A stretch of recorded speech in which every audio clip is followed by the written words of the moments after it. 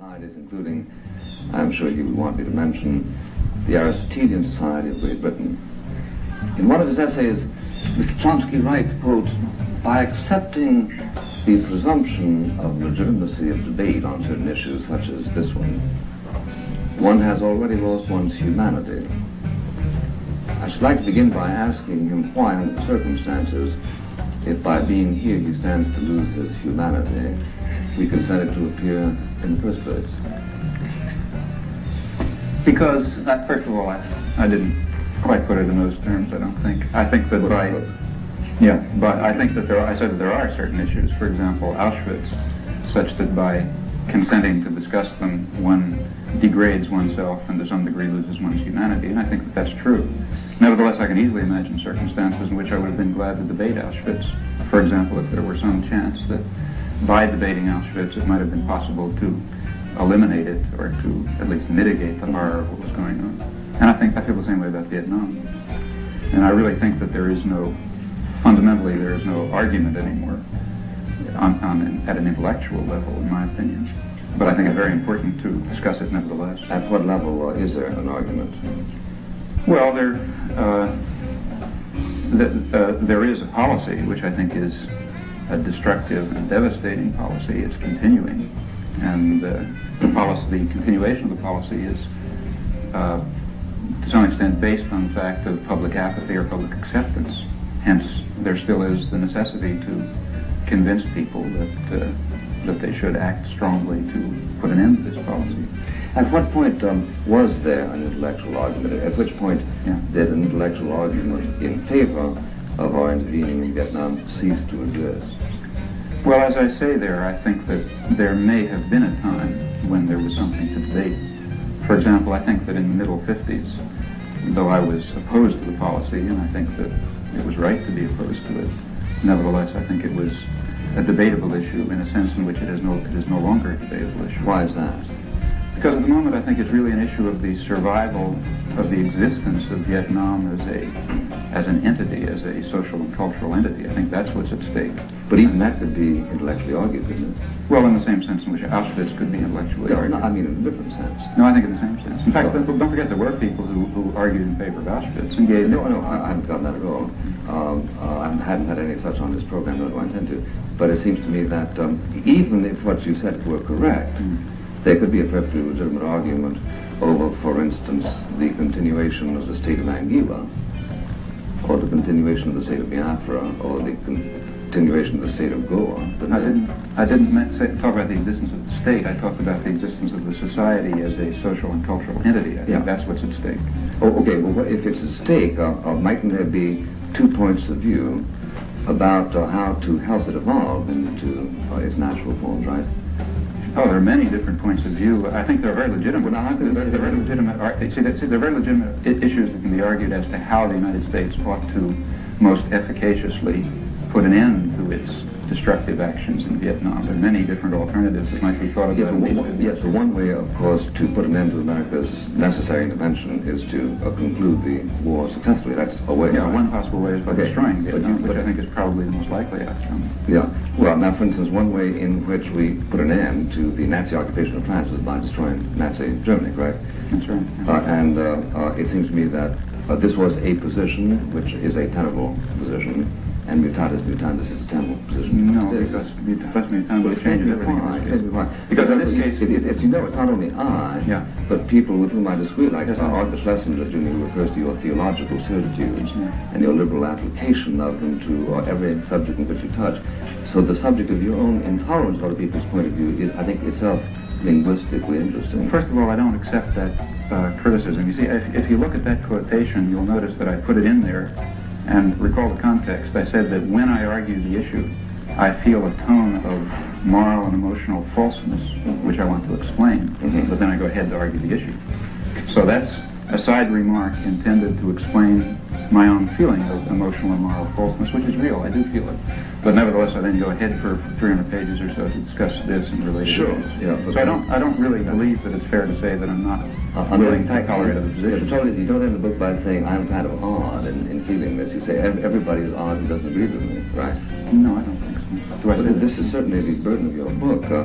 I wasn't aware of it. Yeah. I mean, I think that I've given, an argument. Well, maybe this is a universal difficulty you're having, not being aware of certain people's reading of your position. Well, then let me say, I think for example, I think I take a very qualified and temperate position on many, many issues in this book. For example, take the issue of the background of the Second World War, which I spent a lot of time on. Mm-hmm. If you notice, I end up with a statement saying that I don't see any way to give a clear, sharp resolution, clear, sharp answer to the question what we should have done in such and such circumstances. I discuss someone who did take a very strong and I think very honorable position named A.J. Musty. And I say that I wish I could answer the question for myself whether I feel that I would have taken or would have rejected that position, but I don't see any way to do it because the issue is mixed. On many issues, I feel that way. On the other hand, see, when the issue is when the issue is, let's say, 3 million tons of bombs dropped on Vietnam, I don't feel that way anymore. Nevertheless, I'm still perfectly willing to argue the issue calmly, quietly. As you would have saved the dropping of the bombs in Dresden. Exactly, or the atom bomb. Yeah. See, I would have been willing to argue the dropping of the atom bomb, though I do feel that it's a war crime. Sure. But I do think that you put some people at a disadvantage by your a priori assertion that any position that disagrees with your own is intellectually barren. Well, I didn't mean that, really. Let me explain. Maybe it didn't come across, but what I meant was something else. I wanted to honestly state my own emotional and my own feeling about entering into a debate over this issue. Portnoy wise. No, I think that the point is that I think it's only fair to an audience of readers to say this is the way I approach the issue, and you read me on the basis of this understanding the best I can give as to the way I'm approaching this issue. And it's perfectly true that when I do, if you notice what I say is that increasingly over the years in discussing this issue, I felt this feeling of emotional and moral falseness. And I think it would only be honest to express it. Sure. Then go ahead with the discussion. Oh, quite so. But you also say that you hate yourself for not having come to that position earlier. Yeah, I do. I think that was a very great mistake. Well, I hope to give you a little solace. But the reason I do raise this, and I rejoice in your disposition to argue the Vietnam question, especially when I recognize what an act of self-control this must involve. It does. Sure. It really does. I mean, I think that this is the kind of issue where sometimes I lose my temper. Maybe not tonight. Maybe not tonight. Because if you would, I'd smash you in the goddamn You say in your reason for not losing my temper. You say the war is simply an obscenity, a depraved act by weak and miserable men. Including all of us. Including myself. Well, including that's the next sentence. Same sentence. Sure, because you count everybody in the company of the guilty. I think that's true. Yeah. But see, one of the points I was trying... This is a sense of theological observation, isn't it? No, I don't think so. Because as somebody points out, if everybody's guilty of everything, then nobody's guilty of anything. No, I don't. Well, no, I don't believe that. See, I think the point that I'm trying to make, and I think ought to be made, is that the real, at least to me, I say this elsewhere in the book, what seems to me a very, in a sense, terrifying aspect of our society and other societies is the equanimity and the detachment with which sane, reasonable, sensible people can observe such events. I think that's more terrifying than the occasional Hitler or LeMay or other that crops up.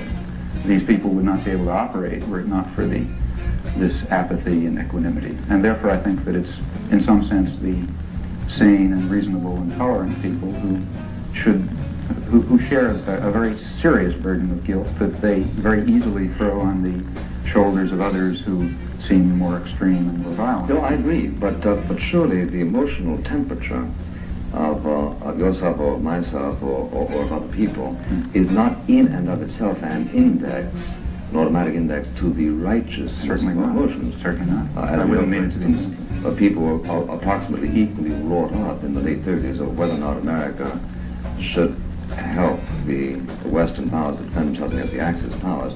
And I think it is incorrect to suppose that people of either side were necessarily right simply because they weren't exercised. Oh, I'd agree with that totally. Yeah. There's no connection whatsoever between degree of emotion and degree of correctness. But as you understand the existing situation, it ought to be, in your judgment, a transparently evil thing that we are engaged in, and you are derivatively concerned because there isn't. Because there is not a shared sense of indignation like your own. No, I don't say that I am right because I am indignant. Rather, I say that I think in this case I am right to be indignant. which is different. I have to prove that. You are right to be indignant if you are right. That's right, and that has to be demonstrated. That's why That has to be demonstrated, which you know, is why we're dozens here. of pages of arguments about Sure. it, which may or may not convince people. Sure. Me. Sure. But I agree. Well, let me then, excuse me, did I interrupt you? No. Let me ask you this. If in fact your concern is to communicate your moral concern, to what extent have you spent a time thinking about your techniques? I say this seriously because it is probably true that under certain circumstances the communication of one's own indignation and fury and restraint is best communicated emotionally, i.e. to one's own satisfaction by screaming and yelling. But if it becomes observable that this doesn't bring people around, then you've got to consider the problem of communication, which becomes a moral problem, just as you would consent to argue Auschwitz or Buchenwald with somebody if there was a chance of dissipating something of the sort. Now, if you have given that problem any thought, how come that you end up saying, as you do in your book, that Senator Mike Mansfield is, quote, the kind of man who is the terror of our age? Well, let me put that in its context as well. What I say is, I believe that, and what I say is that Senator Mansfield is an American intellectual in the best sense, a sane, reasonable, scholarly man, the kind of man who is the terror of our age. And that's essentially what I was saying before. I think that the terror of our age is the sane, responsible, serious, quiet man who watches these things unfold and doesn't react to them. I include myself in that, as I tried to make clearer in the earlier statements. Well, if, put it this way, your counsel is surely a counsel of despair if, on the one hand, you accost us with your own relative moral superiority, and yet end up despising yourself, appealing to scrupulosity for your own shortcomings. I mean, this makes things pretty. Not really. For one thing, I don't feel any relative moral superiority, and I tried, maybe failed, but I tried very hard to express that in the book. That I said somewhere in the beginning that if there is any tone of self-righteousness or anything like that, it's unintended and certainly undeserved, and I mean that very much. Mm-hmm. See, I mean, after all, given the feelings that I have, which I've just expressed, and which you perceive, I should be doing really strong things, which I don't think I am doing. So there's no sense of moral superiority, and I'm not interested in simply, throwing blame around or giving people marks. Mm-hmm. I think that the beginning of wisdom in this case is to recognize something about what we stand for in the world, what we're doing in the world. And I think when we do recognize that, we will feel an enormous sense of guilt. And I say somewhere in there that one should be very careful not to let confessions of guilt overcome the possibility of action. I know that confessions of guilt can be very good therapy, as they can, as is well known. They're also very good preventative to action.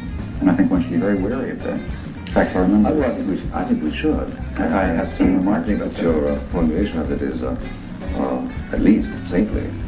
But it still is a dislocating, at least, to people who fancy themselves as spending an equal amount of time attempting to refine their whole apparatus of moral discrimination and who come up with conclusions directly at variance with your own.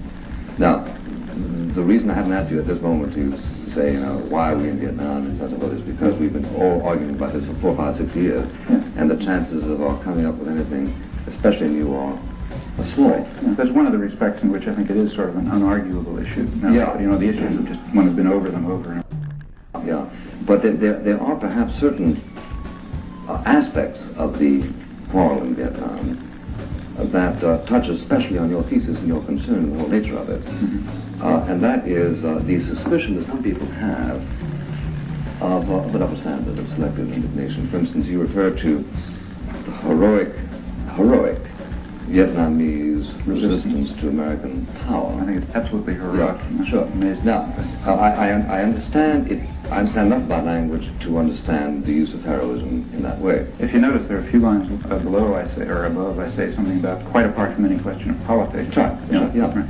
Now, suppose I were to write about the heroic resistance of the Nazis to the Liberation Army, for instance, their use of torture, the use of mass reprisals. I don't consider that heroic. Well, why is that heroic? I mean, that means that they were doing everything Reprisals? they could. No, I don't think that heroism doesn't. Well, then I think we do disagree on the use of language. But I don't think that reprisals against. We do know that innocent Viet Cong have used fire weapons to destroy whole villages, children, that they have disemboweled mayors and so forth and hung them up and all that kind of stuff. Now this is heroic. No, that is not. Oh. That's depraved. That's depraved. In my opinion. So But that's very, very marginal. Well, why is it marginal? In fact, it's marginal. That's a question of fact. It's a question of fact, yeah. The question, in fact, this is quite, I think there's perfect unanimity about this in the people who've studied it. For example, if you look at someone like, say, Douglas Pike, the American Foreign Service agent, is the chief expert on the Viet Cong, and you read his book carefully, you discover that he points out that it was in response to the American military effort that the Viet Cong turned from their attempt to build mass popular support by through the organizational methods that involve giving people an actual role in organizing and controlling their own society and institutions. They turned from that to physical force in reaction to the American intervention. Well, and I have many examples of this quoted in the book from aid documents, let's say, or from pacification manuals where people point out. By the same token, you can say that the Nazis turned to torture in France in reaction to Eisenhower's landing in Normandy.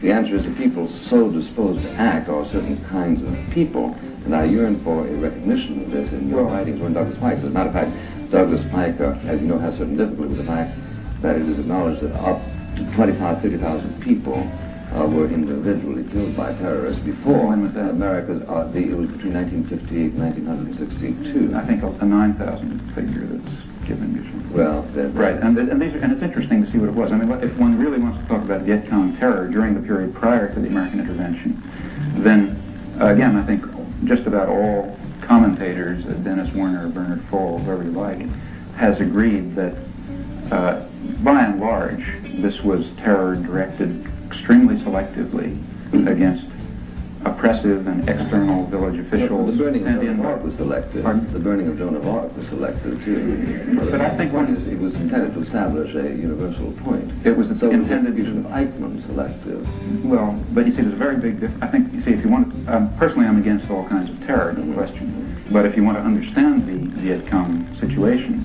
then let's recognize a very great distinction. Let's see what the political point of the terror was. See, after all, during that period, there were about 9 or 10,000, according to American sources, there were maybe 9 or 10,000 village officials of one sort or another killed by the Viet Cong, largely with the support of the villages. But at the same time, recall that there were perhaps 160,000 Vietnamese, if we accept Bernard Fall's figures again, killed by the Saigon government and the Americans. This is prior to 1965. It was a very different kind of terror, both in quantity and also in its political. Yeah, I know, but it seems to me that you are attempting here to match things which are not equal. No, 9,000, 160,000 no, are no means equal. I need to say that. I need that number to answer. My point is that one presumably distinguishes between an act of terrorism, which you called depraved a moment ago, and what you described, like burning a village, is depraved. Yeah, a military action, which is equally part of depraved, military which is operation. even more depraved. For example, you say, well, let me give you some examples of what I consider depraved. Yeah. Malcolm Brown, back in 1962 or 3, I don't remember, reported, it was, I think, AP or UP correspondent, reported that Saigon officials were sending American Skyhawks, airplanes over Vietnamese villages to wipe them out with napalm rays in order to cover instances of graft, for example. Well, that's, I think, depraved. Incidentally, I don't condemn that, because, you see, just to mention this matter of double standard, there are really 3 kinds of terror in Vietnam. There's Viet Cong terror, there's the Saigon government terror, and there's American terror. And if you read what I've written, I say practically nothing about either Viet Cong terror or terror carried out by the Saigon government. Now, if one wanted to talk about that, one would have to point out that the terror carried out by the Saigon government is incredibly greater in extent and has a very different political purpose, which one could discuss. But I restrict myself to discussing American terror. That generality. But I gather that we you believe it. Go ahead. Yeah, I do. When we could, that then does become a matter of fact, which one could discuss. Yeah. But I, as a matter of principle, almost restrict myself to the discussion of American terror. Not the terror carried out by the various sides in Vietnam, for many reasons. For one thing, because it's just qualitatively different in scale, And for another thing, because I feel that we have some responsibility for it. See, I don't, in the same sense, I don't talk about, I've never written about the terror carried out by both sides in Nigeria, let's say. I don't like it, obviously, but I don't see any point in my giving them good or bad marks for it. On the other hand, if we were carrying out the terror, I would very definitely write about it. And I think, so there's no double standard as far as I can see. At least, let's say I have a standard in mind, one may or may not accept it. We will explore that. Okay.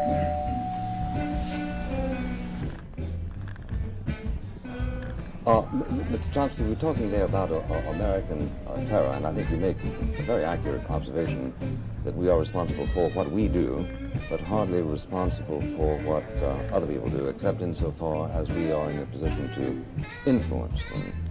For instance, if there is a mass starvation in Biafra, even though we did not cause it, there is a sense in which we are responsible if we don't do something to attempt to alleviate it. Now, by the same token, if we are prepared to agree that it is not always easy to taxonomize military action into that which is terroristic and that which is purely military operation, we are left with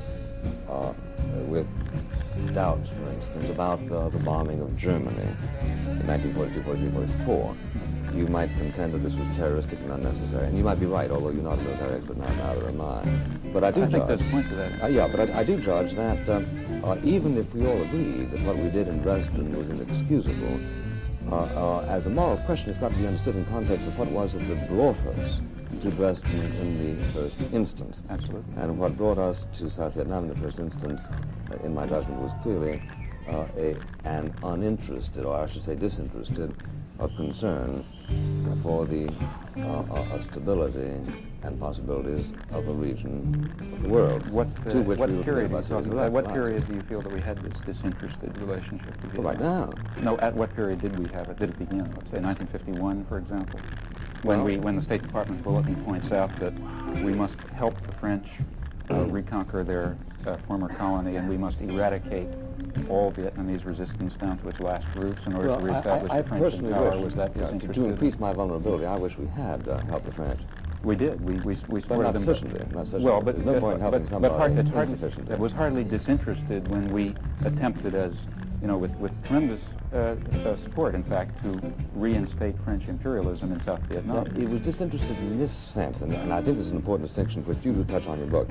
It's a disinterested act if my attempt to help, or your attempt to help a particular nation, is in order to spare you the possibility of a great ordeal in the future, which will harm you, your family, your children, your public. And in that sense, Nazi Germany was also disinterested. Yeah, After all, Nazi Germany was conquering Eastern Europe only in order to advance the values of Christian spiritual civilization and to restore the Slavs to their rightful home and so on and so forth. Totally disinterested. I follow you. But if you want me to pursue that digression, I will. Okay. But let's suspend it for a moment. I'm distinguishing that kind of disinterestedness between the kind of... But that's not a kind of disinterestedness. See, that's something which includes, as a special case, every case of military aggression and colonialism in history. It's all disinterested in your sense.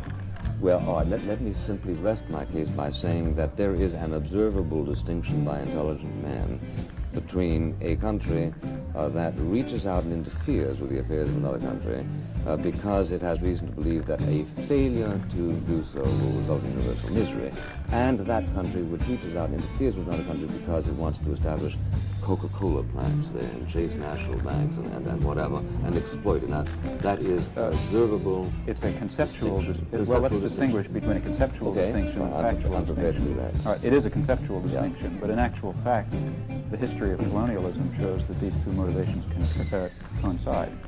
That is, practically every. I mean, there are exceptions. Probably the Belgians and the Congo are an exception, but by and large, the major imperialist ventures have been in the economic, in the material interest, or in the perceived material interest. I'm not interested in the mathematics, but let me finish. You have already conceded that it's not merely a conceptual difference. I say it is. There are exceptions. There are a few exceptions. All right. Like say But let's talk about the exceptions then. Well, no, but the exceptions are at the difference. No, wait a minute. The exceptions, I mentioned, for example, the Belgians and the Congo. There they didn't even pretend to have a civilizing mission. There was pure material self-interest. These are the exceptions. There are, as far as I know, no exceptions on the other side. There are. I mean, maybe I've left out a case of history, but as I see the history of colonialism, the great massive cases are cases where a powerful country was working in its perceived material self-interest and was covering what it was doing to itself and to the world with very pleasant phrases about preserving Christian values or helping the poor benighted natives or one thing or another. Now, there are a few exceptions where there was pure predatory imperialism. No, not even any pretense of doing anything, but these are quite rare. But not and all, we're in the not mainstream a of whole lot imperialism. rare. Pure predatory imperialism is quite Sure, rare. the history of the Roman Empire. Well, let's take since the Industrial Revolution. Since the Industrial Revolution. Well, You know, the history is quite if you say that people have refined the art of apologetics, I don't deny it. But it is also true, and I think manifestly true, that there have been interferences with the affairs of other nations whose purposes were, in my judgment, manifestly benign. For example. For instance, the Truman Doctrine. Oh, I don't think that was manifestly benign at all. That was an attempt to Well, the Greeks develop an order. I think the Greek situation was benign, not at all. We were I trying say to- the Greeks' testimony is more interesting to me than yours. Which Greek testimony? The testimony of the thousands of people who were thrown into jail and... Well, people- I grant not the testimony of the Greek communists who were beaten. Or the Greek peasants who were... Well, there again, is it a conceptual difference that between the person who desires a life under some kind of freedom and one who desires life under some kind of under communism?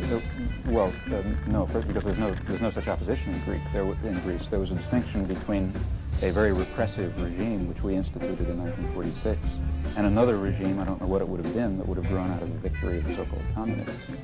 Now, if you see, what we did had nothing to do with freedom. What we instituted was This is a... absolute historical romancing. I don't believe it. Because Take a look at the number of people who were slaughtered in Greece, first by the communist insurgency, then by the Nazis, then again by the communists, add up to an enormous Communist insurgency before the Nazis?